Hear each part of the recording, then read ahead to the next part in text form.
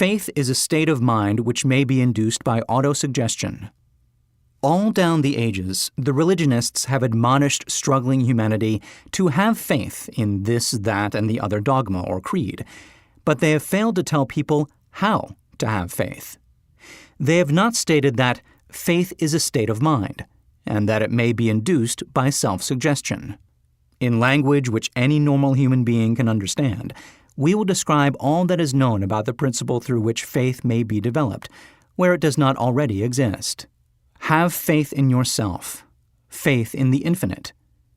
Before we begin, you should be reminded again that faith is the eternal elixir which gives life, power, and action to the impulse of thought. The foregoing sentence is worth listening to a second time, and a third, and a fourth. It is worth saying aloud. Faith is the starting point of all accumulation of riches. Faith is the basis of all miracles, and all mysteries which cannot be analyzed by the rules of science. Faith is the only known antidote for failure. Faith is the element, the chemical, which, when mixed with prayer, gives one direct communication with infinite intelligence.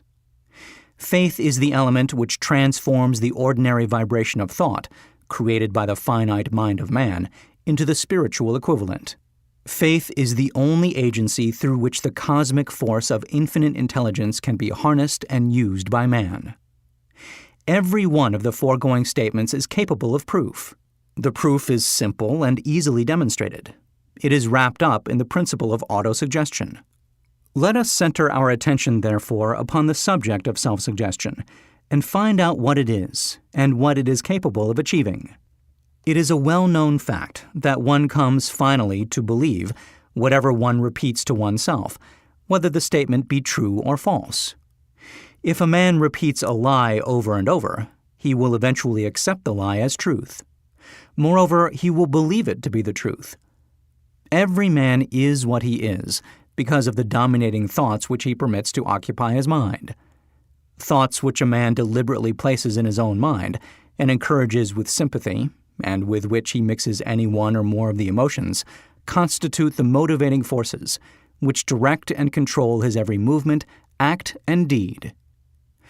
Comes now a very significant statement of truth. Thoughts which are mixed with any of the feelings of emotions constitute a magnetic force which attracts, from the vibrations of the ether, other similar or related thoughts. A thought thus magnetized with emotion may be compared to a seed which, when planted in fertile soil, germinates, grows, and multiplies itself over and over again, until that which was originally one small seed becomes countless millions of seeds of the same brand. The ether is a great cosmic mass of eternal forces of vibration. It is made up of both destructive vibrations and constructive vibrations.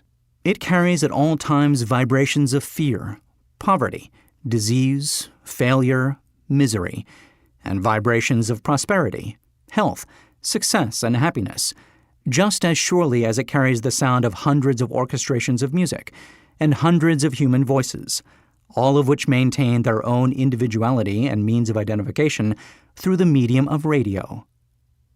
From the great storehouse of the ether, the human mind is constantly attracting vibrations which harmonize with that which dominates the human mind.